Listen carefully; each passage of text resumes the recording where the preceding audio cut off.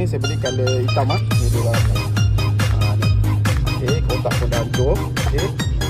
Barang dia just gantung kat sini. Okey, gantung. Lepas tu boleh pakai pegantung. Satu. Okey. Lepas tu nak letak air, buka ni. Letak air kat sini. Okey. So senanglah. So tak payah sepak-sepak, letak air. Kalau ada boleh tak punya tu. Apa satu lagi? Yang ketiga inilah. Boleh jadi tempat stand telefon, boleh lah anak-anak telefon padang Alright. So kita dia tukar order. Kalau nak simpan barang macam ni, dan boleh buka macam ni. Buka ni. Lepas tu letak air sini, bawah ni.